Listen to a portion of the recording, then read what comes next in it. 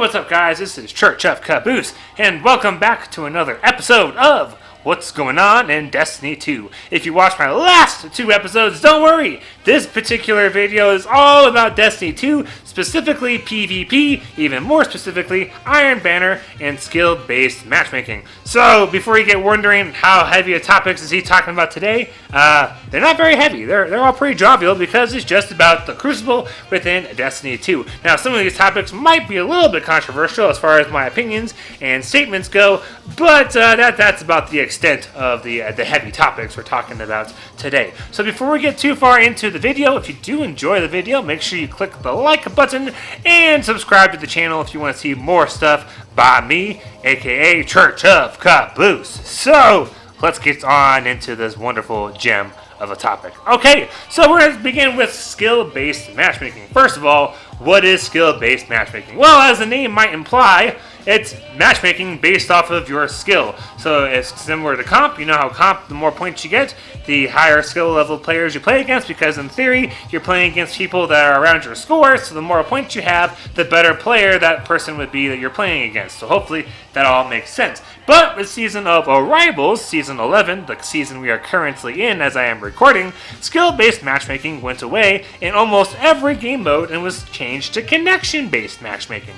Connection-based matchmaking is just exactly that, based off of who's got a connection that works the best for you. So you're going to be more likely to play against people that live in kind of your area of the world, as well as folks that are going to work better with your internet type. Now, you could still have laggers, there can still be cheaters, like they can't prevent everything, and you might notice in the gameplay every now and then someone that is definitely lagging. So it's not a perfect system, but I think it is the way to go. Now, why am I bringing this whole topic up within what's going on in Destiny 2? Because it's been a little bit controversial. The average Joe has perhaps been voicing some opinions like, oh my gosh, with connection-based matchmaking, I'm more likely to get my butt kicked, which kind of makes sense, you know. With skill-based matchmaking, someone who sucks is only going to play against people who suck. Like, that's going to be like 95% of the players they play against, and so it's going to kind of make them feel better about themselves. They're going to be doing okay, and then they get connection-based, and they're playing against anybody and everybody, and they might be getting their shit kicked in. So, I can get why folks might be really frustrated. Now, when we talk about the upper echelons of players when it comes to Destiny 2, I'm talking like the top 10%, like Panda and True Vanguard, and we got Lucky and Grenader Jake. Like, those dudes, they're probably loving connection-based matchmaking. We have one guy in our clan, or at least one, he mentioned to me today when we were playing through Iron Banner, he's like, yeah, I really enjoy connection-based matchmaking, not because I also like train wreck everybody, but mostly because I don't spend as long as 10 minutes in orbit trying to find a game, and I don't have to just absolutely sweat my balls off every single round. And that makes sense. You know, if you're playing against people at your skill level and you're at the top tier of Destiny players, you have to use the meta. You have to use the broken stuff. And so it's going to be playing against the same types of guns, the same subclasses over and over, and you can't really deviate too far from the meta, because then you're putting yourself at a big disadvantage, and that's just in quick play. It's worth noting that in Trials and Competitive, there is still a skill-based matchmaking aspect, because comp is still based off of your score, and Trials does like card and connection-based combinations. So this is more about quick play and anything that's not ranked as competitive, like Trials or actual survival with comp.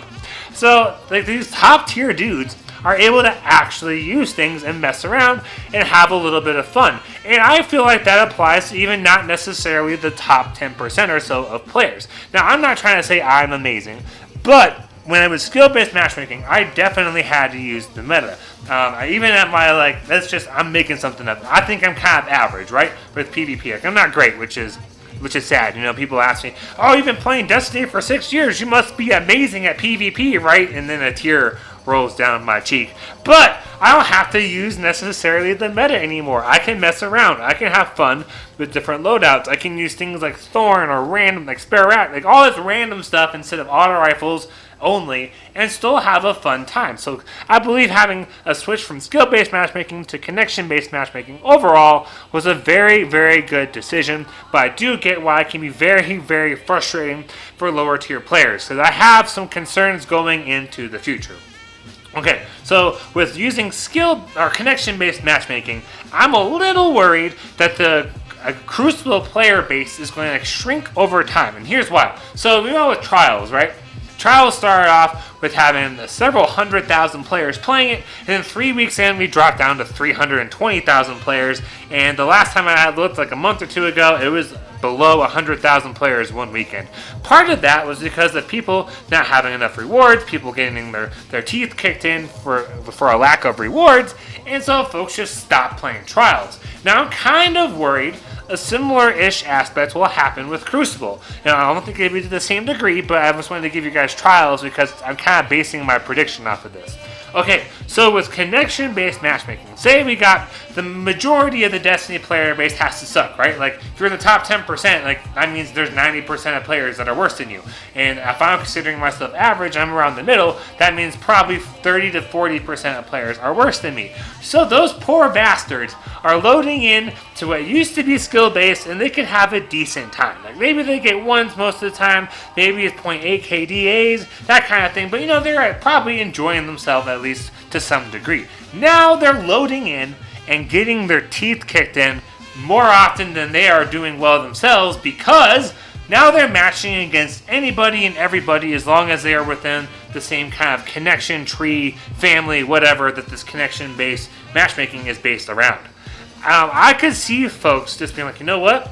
Crucible sucks. I hate it. I don't want to get any good at it. I don't like Crucible enough to put in time to get better. So I'm only going to do the Crucible for the rewards to get those pinnacles, and then I'm outie. Like, mic drop, boom, done. And as soon as we hit 1060 base power, like, yeah, not even touching Crucible anymore. And then we see our player base dwindle. So then instead of me being in the top, like, I'm making this part up, like top 40% of players, I might actually now be at the bottom sucky end because all of the folks that were below me are done. And now I'm getting my teeth kicked in, and maybe I'm like, oh boy, I don't want to deal with this. And then I leave. And then we get stuck with like the top 30% of the players are playing, and then it goes right back to being the sweatfest that it used to be. That's like my only concern with using connection-based matchmaking for things like quick play instead of using skill-based, but I think overall skill-based is a good move.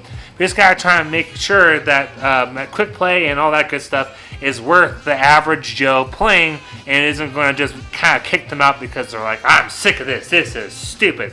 So that kind of concludes the part of my opinions and like predictions, so to speak, when it comes to the loss of skill-based matchmaking within quick play and the other modes that aren't competitive like trials and comp. And we're going to now move on into Iron Banner. If you guys have not had a chance to play Iron Banner yet, it's a lot more fun. I'm having a much better time with Iron Banner than I was before. And I do think connection-based matchmaking has a hand to play in all of this. I did notice when I was running with 6-stack fire teams, we had 1 or 2 nights where we mercy rolled like 90% of the time, and then the only times you lost was when we got mercy rolled. So it does seem like it's a lot easier to win now when you stack up. I also played quite a bit as a solo player with maybe 1 by myself or maybe just no more than 2 other friends. So we were in a 3-stack, and we still weren't having that bad of a time. We weren't necessarily winning everything, but it was still pretty fun. It wasn't really, really annoying, and of course, he still had some lagging issues, but overall, Iron Banner was a really good time. I do recall the first day, and here's a screenshot of DMG's tweet.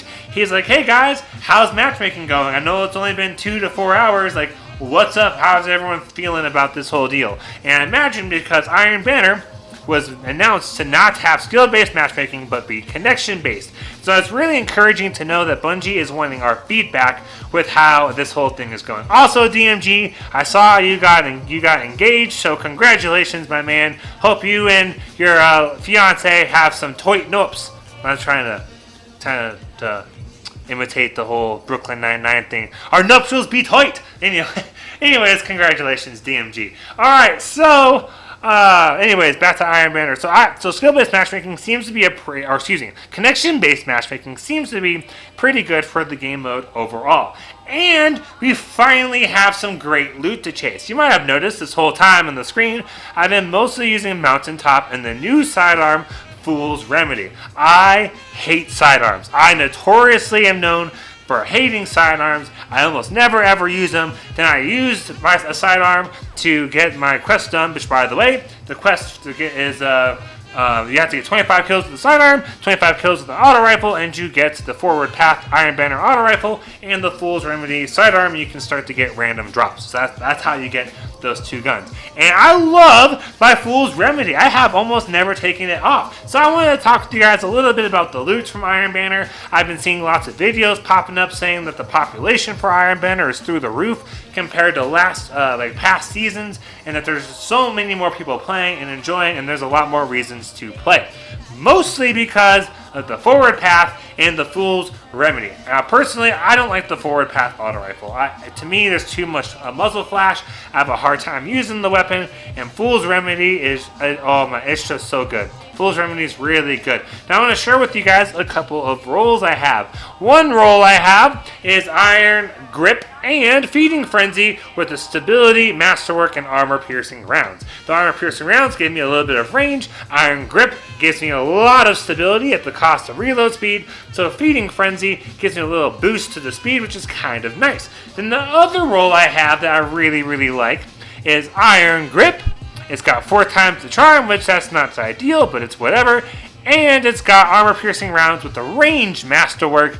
And I can choose between extended or armor piercing, but I want to go with armor piercing because I get more range.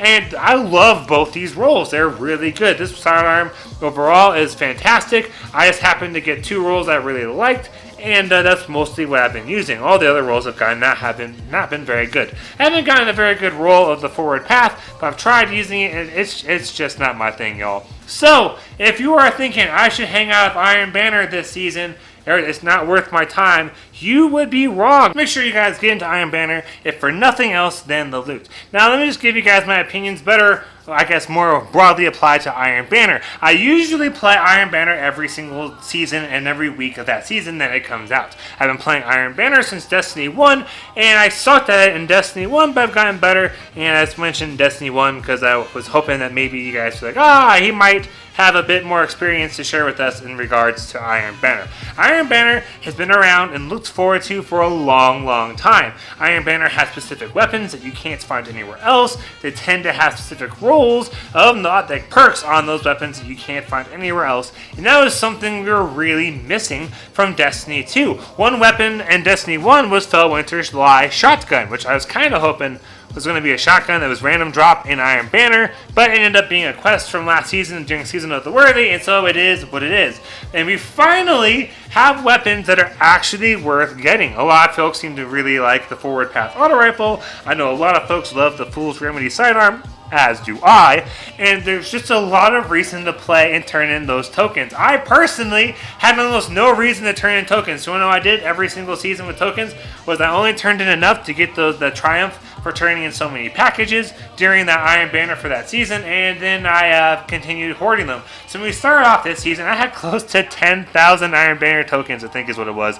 I am now down to around 3,000-ish, because I turned them all in trying to get God rolls of the Fool's Remedy and Forward Path. So that should tell you guys a lot about how good Iron Banner is right now. It's really enjoyable. I think the whole skill-based matchmaking made Iron Banner where you can kind of fool around a little bit more while still realizing it's better to be at higher power, and you kind of balance those things a little bit as opposed to, I'm only playing for the pinnacles. There's no other point to play.